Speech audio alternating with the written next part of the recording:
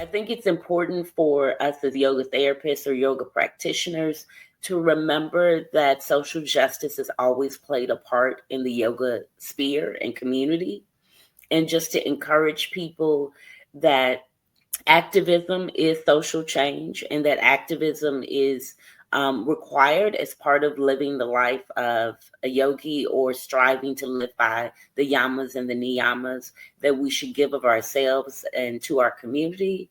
So I think this particular discussion will be very exciting because we have some really impressive people on the panel.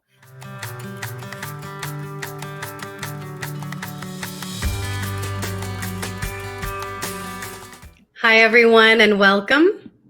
I'm Kelly Freeman, IAYT's membership manager, and I'm so glad that all of you are joining us for this special live stream highlighting two meaningful panel discussions coming up at SYTAR 2025, our annual symposium on yoga therapy and research put on every June by the IAYT, the International Association of Yoga Therapists.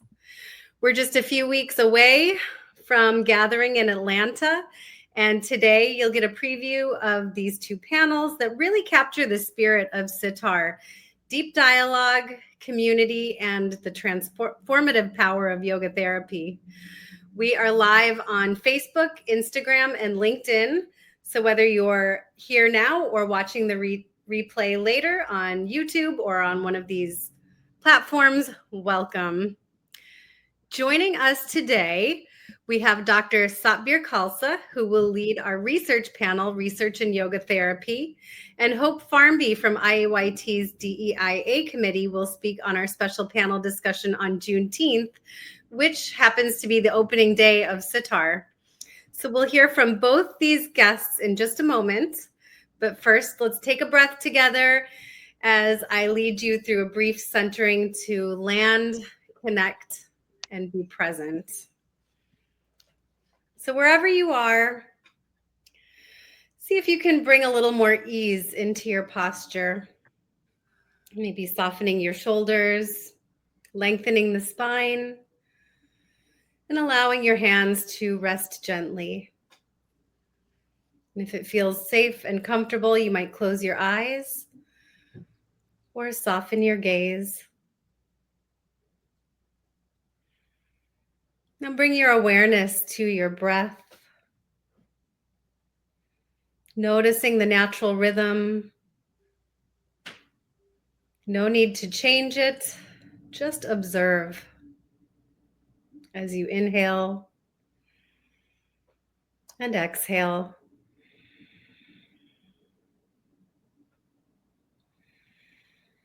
As you breathe like this, you might notice the feeling of the breath as it moves in and out. Cool air entering the nostrils, the rise and fall of your belly or chest.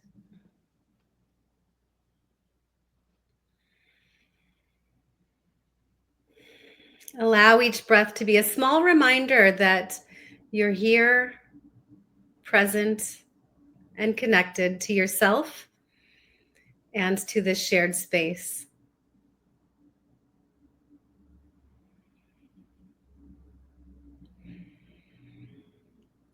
Let's take one more full deep breath together as we inhale and exhale slowly and completely.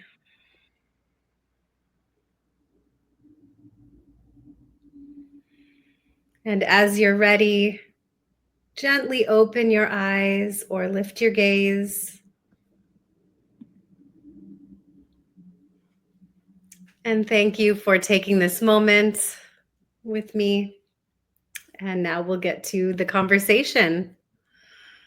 Dr. Khalsa, welcome. It's a pleasure to speak with you.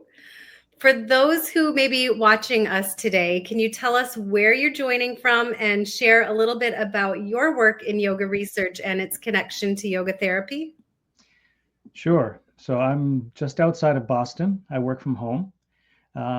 And I've been doing research on yoga since 2001 as faculty at Harvard Medical School. My laboratory has conducted clinical trials of yoga for insomnia, for anxiety disorders, for post-traumatic stress disorder, and then also in the public school setting, and then also in the workplace. And I also am the chief editor of the medical textbook, The Principles and Practice of Yoga in Healthcare. The second edition just came out last October. And with IAYT, I have a long history. I was at the first symposium on yoga therapy and research, which was way back in 2007.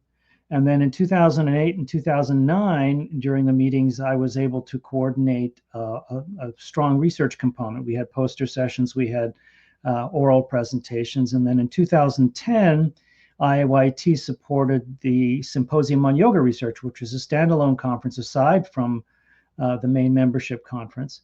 And we held 14 versions of that since 2010. And the purpose of that was to really build the field of research in yoga. And so I have been doing that work pretty consistently. And I've also been working with IAYT as the editor-in-chief of the association's journal, the International Journal of Yoga Therapy, since 2015, and I continue in that role as well.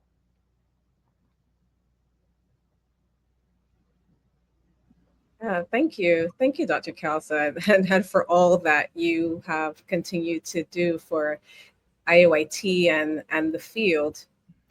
Kelly would have mentioned that you will be part of the research panel, and can you share a bit about what inspired this addition of this session to the lineup? Because this is not something that we had the previous year, and why is it that conversations like this focused on research and yoga therapy, or why are these conversations especially timely or necessary right now? Well, SYTAR has actually had research sessions on and off in different years. And it just so happens this year we're having a few sessions on research, and sometimes we've had keynotes that were actually research scientists. But the importance of research is important for two specific areas. One is for the field in general. Whenever you're bringing in a new therapy of some kind, you need to have evidence that it works. And that evidence is critical in order for that therapy, in our case, yoga therapy, to be considered credible. Because that's the only way you can really analyze and determine the efficacy of any kind of intervention. So in terms of modern societal institutions, those institutions, which include the healthcare system, the public schools, and even the workplace, require that kind of research evidence. So research is very important for yoga therapy to be accepted by mainstream societal institutions. The other area that's really critical is actually for yoga therapists themselves.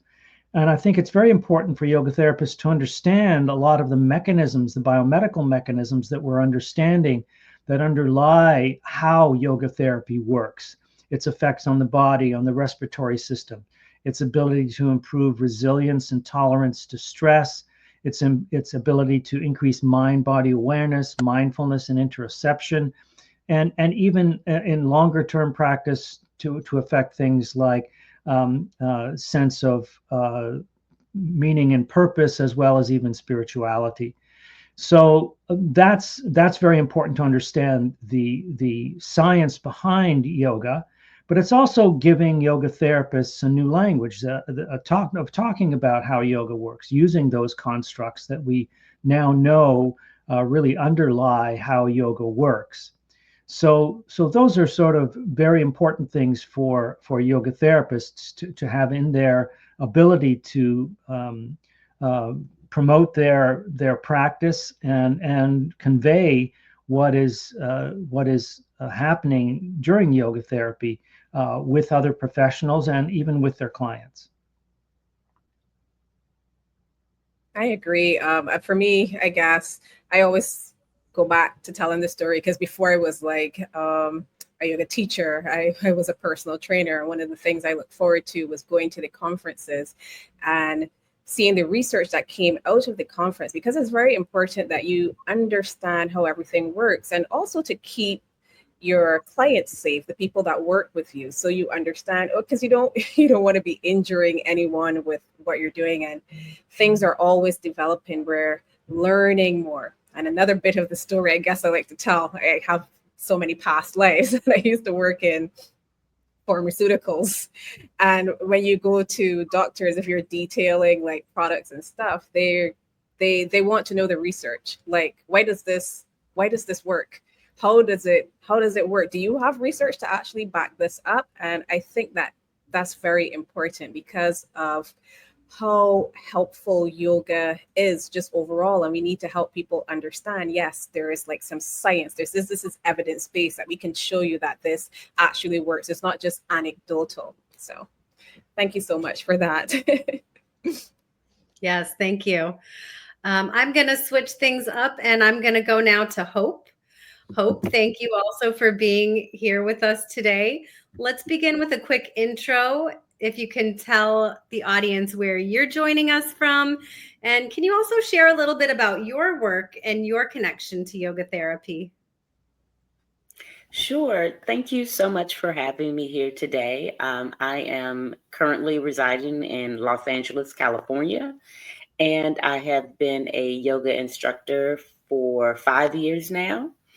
I started with a virtual studio in 2020 after certification.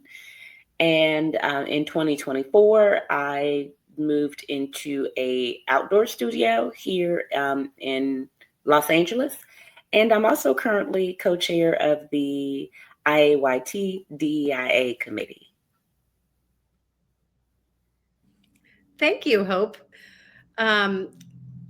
Just curious, as a yoga teacher, I just wanted to ask you, what drew you, or what was your interest in IAYT and yoga therapy, and what prompted you to join the DEIA committee, which is a new committee with IAYT? So what prompted my interest in yoga therapy is most summers, I run a donation-based class in the park. And I had an individual who started coming who wanted assistance with what we term sometimes in the yoga therapy community prehab.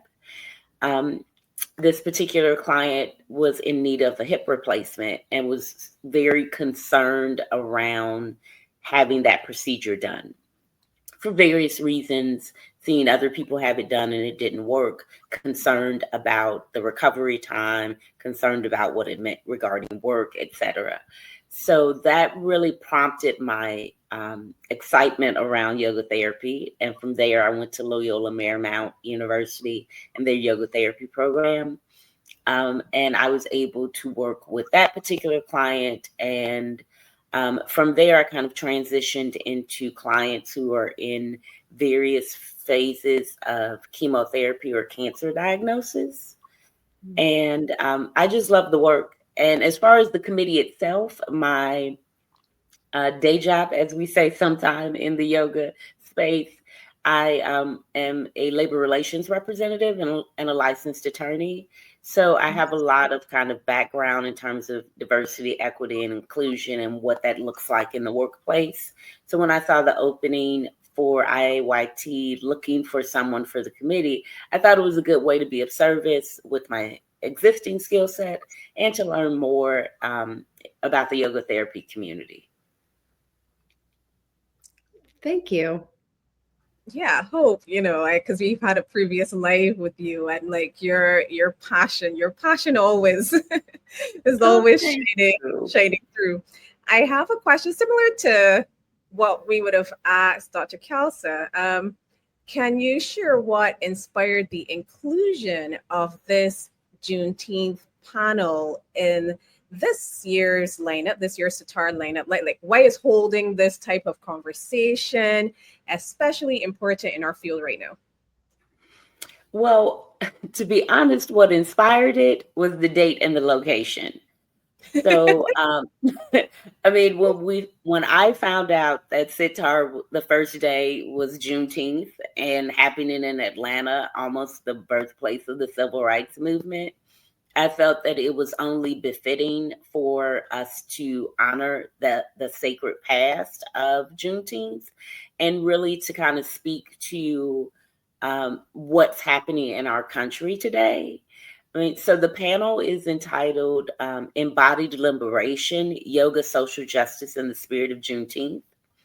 I think it's important for us as yoga therapists or yoga practitioners to remember that social justice has always played a part in the yoga sphere and community, and just to encourage people that activism is social change and that activism is required as part of living the life of a yogi or striving to live by the yamas and the niyamas that we should give of ourselves and to our community.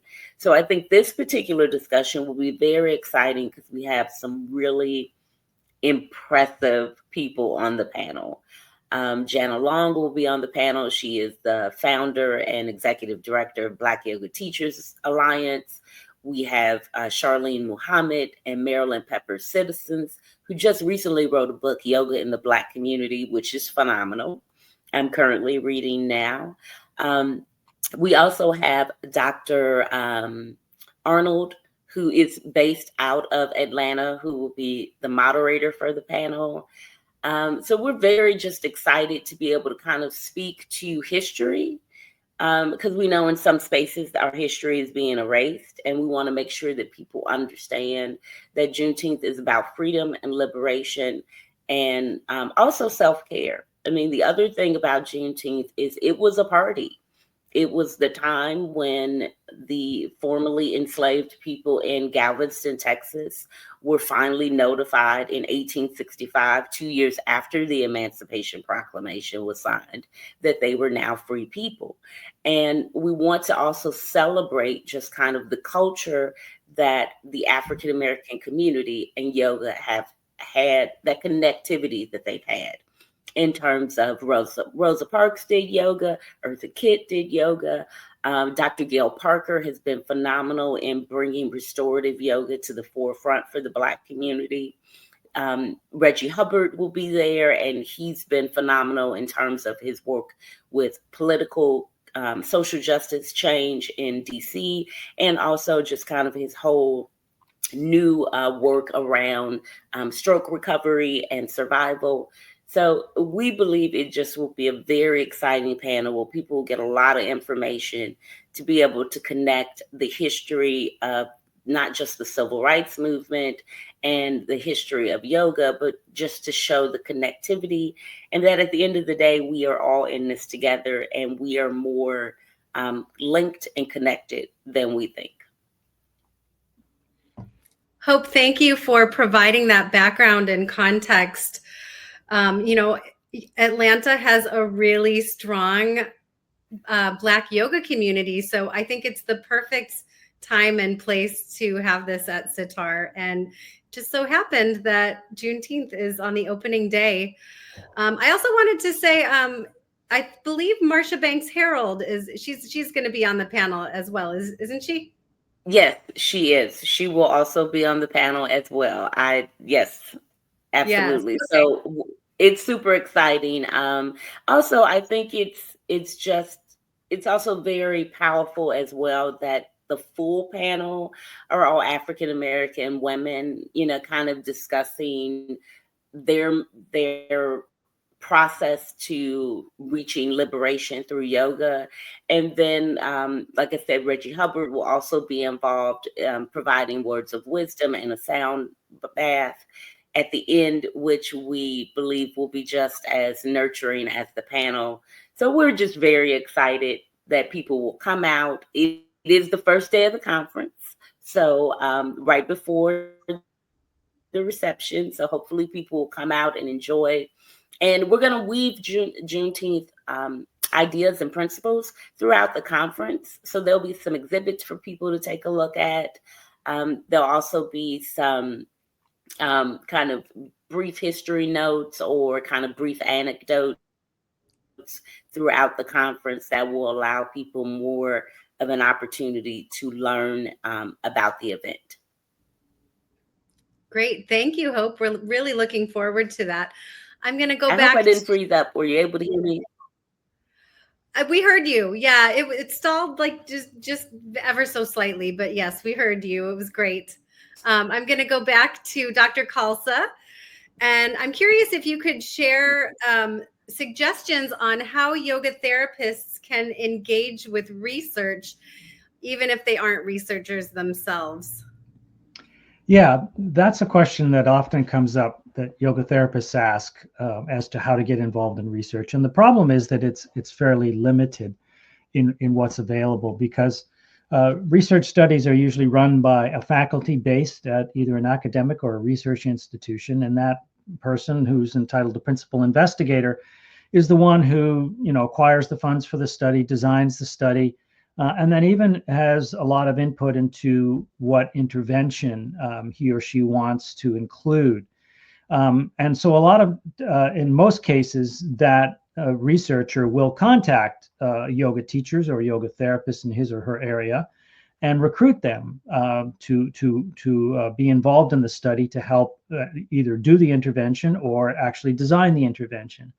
So in some cases, the yoga therapist can be involved more intimately with that design process, really making suggestions, really developing what the participants in the trial will be doing.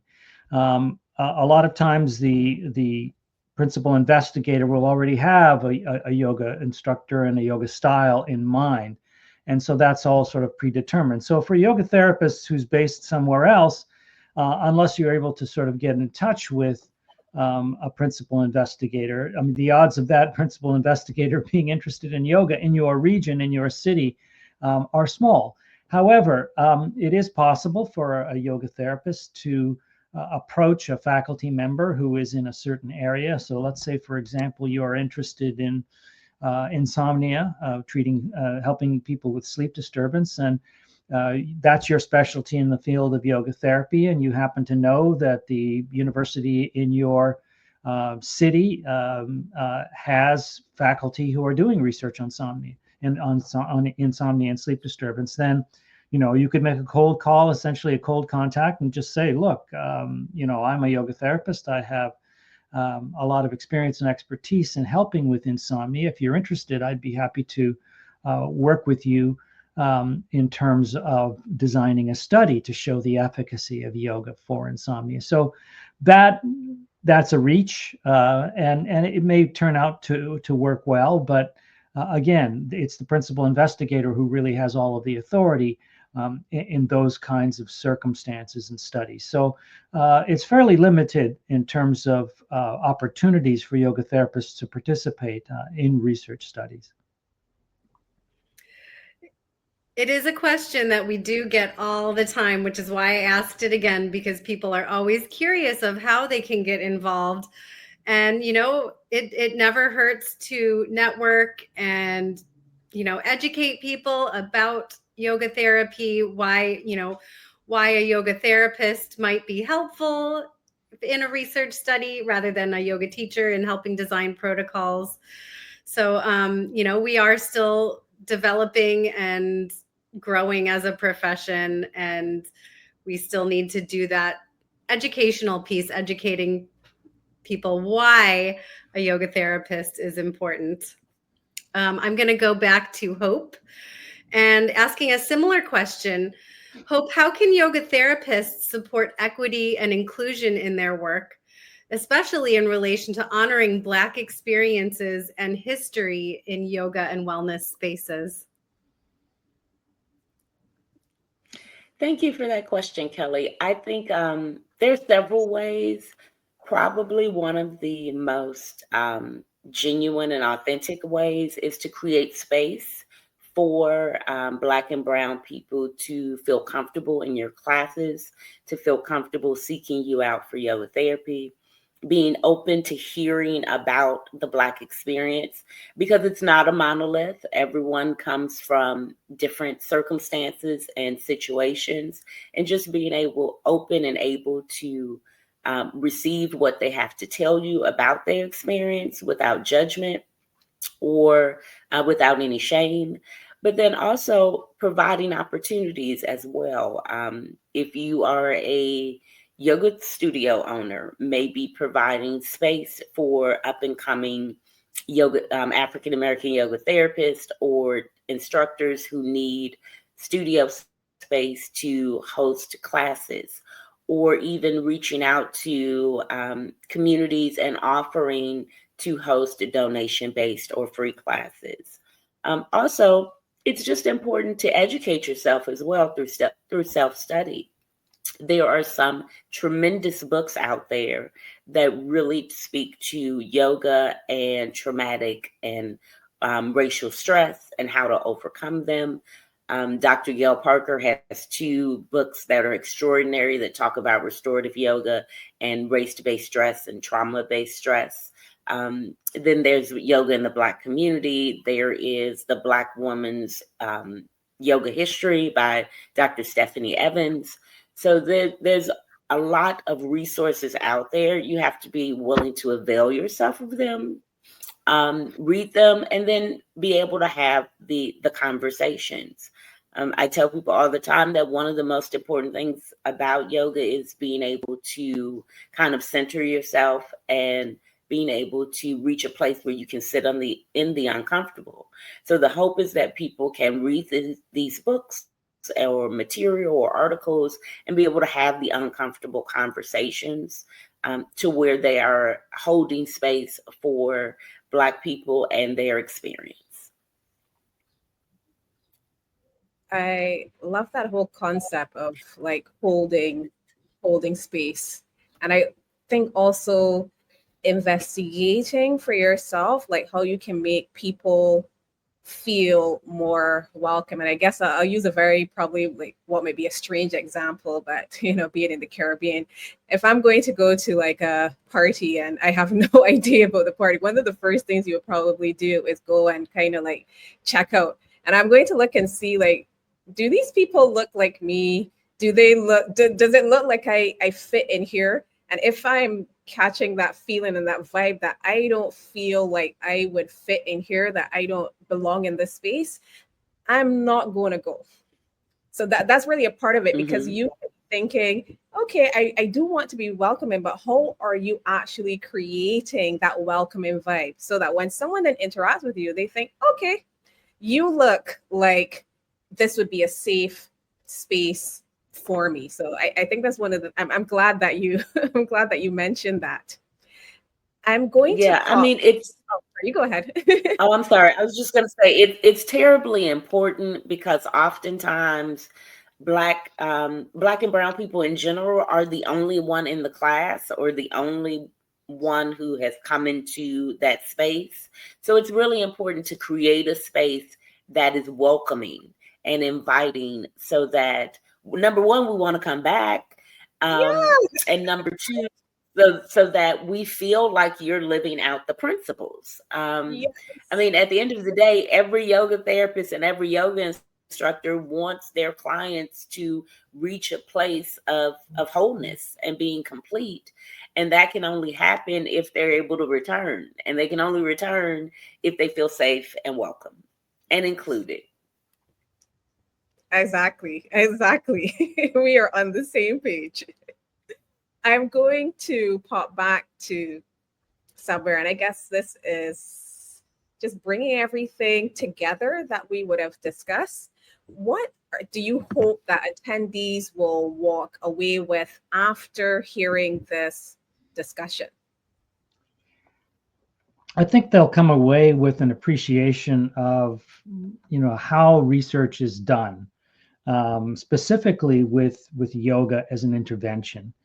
I think the understanding of, how a research trial is conducted, how we select subjects, how we choose a topic, what kind of measures we use to determine whether things are getting better in certain areas.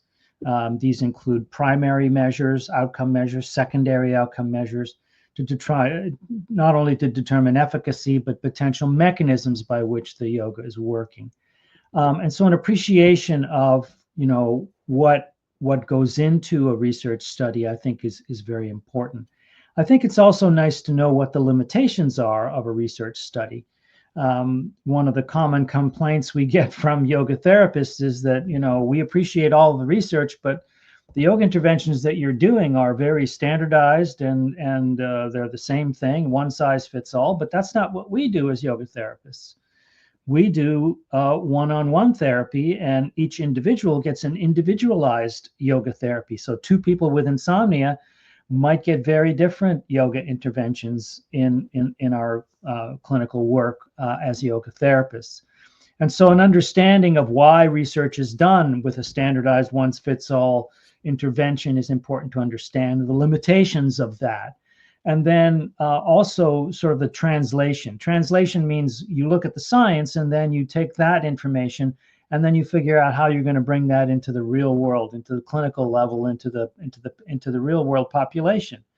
And that's important to understand sort of the limitations of what the research has shown us and what those limitations infer in terms of then bringing this to individuals in the general public, into the yoga therapist's clients. So I think that's the biggest thing, is just that appreciation of the pros, the cons, the limitations, the strengths of research. And then, of course, as I mentioned earlier, just the whole importance of the research and the language. I think the language is really critical. I mean, I think one example I always like to cite, made up example, is you walk into a cancer clinic and you sit down with the director and you say, I want to teach yoga to your cancer patients. And the director says, well, how does it work? And the yoga therapist says, well, you activate the chakras, the Kundalini rises up and you expand your aura, and that's how it works. And that's yoga language, but it's not a language that, modern medical professionals understand. So hoping that the language of the science will then allow yoga therapists to be able to, instead of talking yoga language, talk about the language of modern science, to talk about respiratory rate, to talk about improvements in resilience to stress, in stress tolerance, improvements in mindfulness and mind-body awareness, how that can change behavior. And all of these very important constructs that we now know from the research that's been done on yoga over the past many decades. I really want to go to this panel. I'm very excited about it. I'm hoping, because, Kelly and I will be working, we won't get to go to everything, but at least we'll have the videos, because there are like two things that you said that were like pretty key for me. And when you're saying, and this applies to like a lot of spaces as well, because there's the theory and then moving the theory into application. And I'm very interested in that aspect. And then the other part that I thought was so important was the language.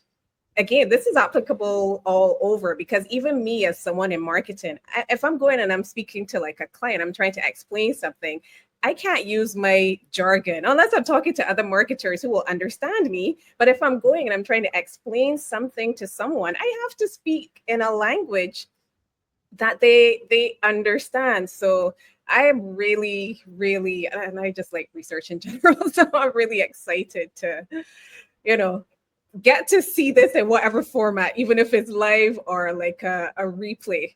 And I am going to ask you same question. What are you hoping that attendees will take away from this conversation, both personally and professionally? Well, I think the first thing that I hope that attendees take away from the conversation is a understanding of the holiday. I think it is a holiday that a lot of people don't necessarily know about. It is one that is celebrated a bit more in the South because of that the history is attached to it from the South.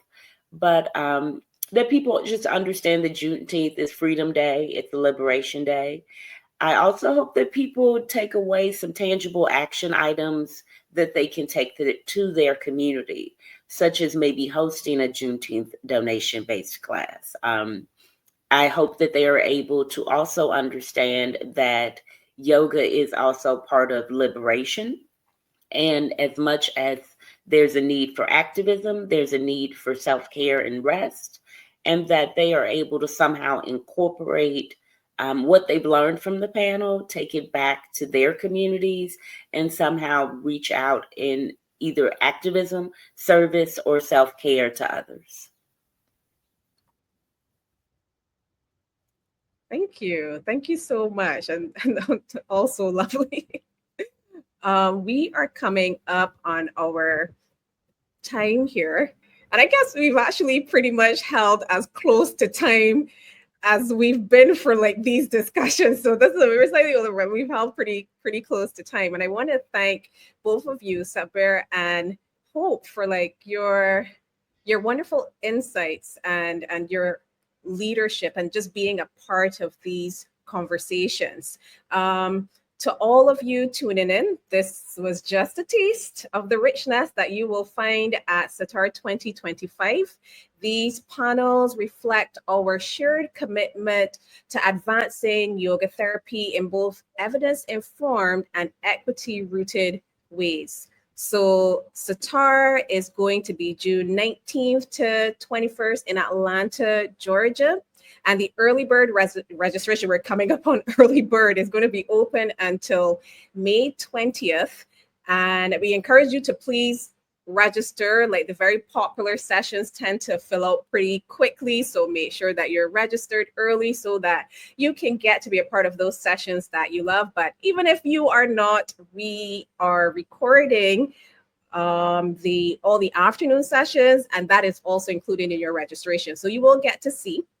And then a couple other things, SYTAR 2026, because sometimes people say that we don't have this information like up front. So we're going to start talking about it from like very early on. SYTAR 2026 is going to be in Costa Mesa, California.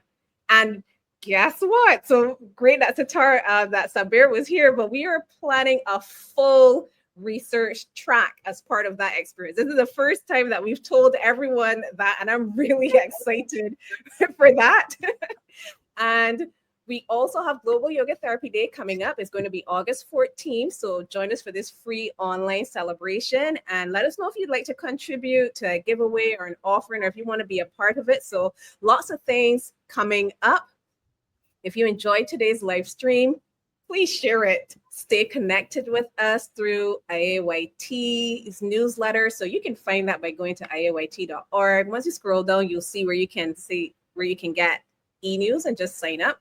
You don't have to be a member. If you're interested in yoga therapy, sign up, see what's going on, ways that you can pretty much get involved. And really, as always, thank you so much for being with us. And we really hope to see you at SYTAR. As you can tell, it's going to be pretty awesome.